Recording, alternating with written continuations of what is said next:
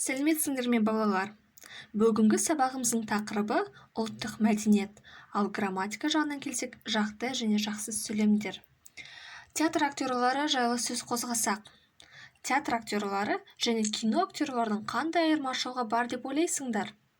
Екеуі бір нәрсе ме? Қалай ойлайсыңдар?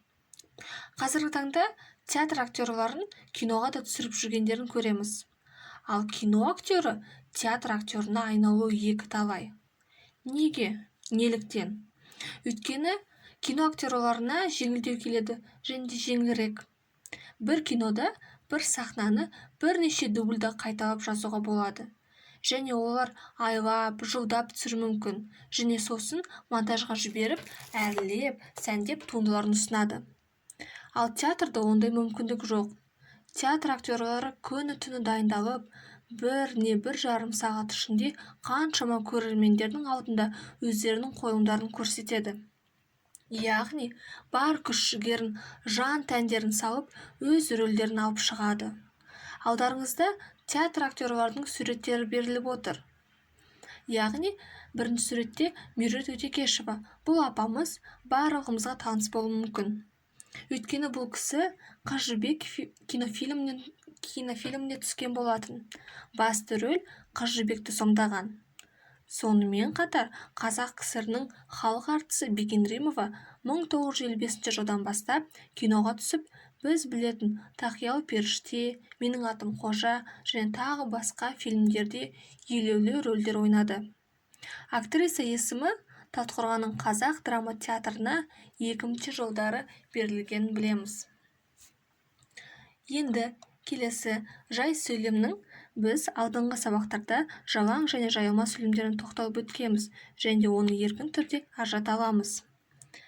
Сөйлемде бастауыштың болу-болмауына қарай жақты сөйлем және жақсы сөйлем болып бөлінеді. Жақты сөйлем дегеніміз бастауышы бар немесе жасырын тұрған бастауыш баяндауыш арқылы табуға болатын жай сөйлемді айтамыз. Мысалы, тіпті ересек сияқты сөйлеп қалыпты. Яғни бұл жерде күрделі баяндаушымыз сөйлеп қапты. Кім ол? Яғни бұл жерде біздің бастауышымыз жасырын тұр. Ал егер де бастауыш жасырын тұрса, оны жақты сөйлем дейміз. Ал жақсы сөйлем дегеніміз бастауыш мүлде жоқ, баяндауыш бір өзі сөйлемге ұйытқы болатын жай сөйлемнің түрі болады. Көбіне баяндауыш күрделі болып келеді. Мысалы, менің Астанаға барғым келеді. Не істегім келеді? Барғым келеді. Кімнің? Менің. Қайда? Астанаға. Осы жақсы сөйлемді тағы да 4 қасиет арқылы тапсақ болады.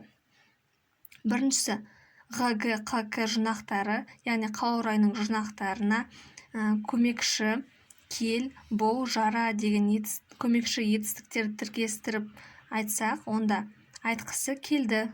Бұл жердегі біздің айтқысы дегенде түбірі несте айт, етістік Қ, қала орайының жинағы. Және келді, бұл жерде түбіріміз және көмекші етістігіміз кел.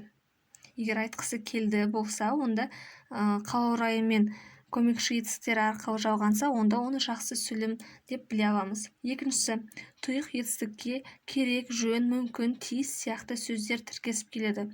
Бару керек, айтуы тиіс немесе сөйлеу мүмкін.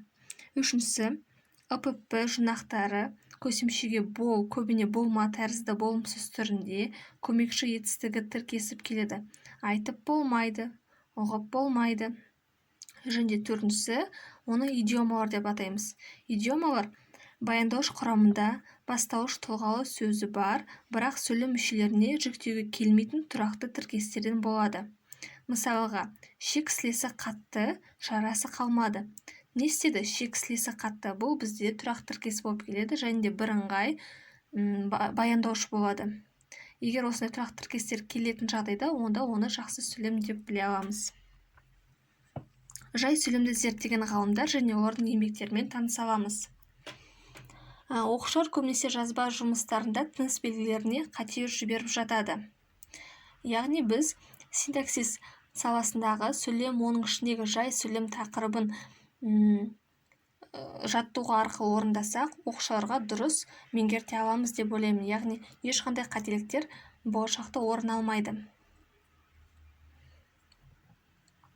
Осымен біздің тақырыбымыз, яғни түсіндірме жұмыстары аяқталды. Келесі тапсырма. Жақты ма, жақсыз ба? Яғни сендерге 6 сөйлем берілген. 6 сөйлемді әдемілеп, таза, қатесіз дәптерімізге көшіріп, ажыратып жазамыз. Оқушылар, барлықтарына сәттілік.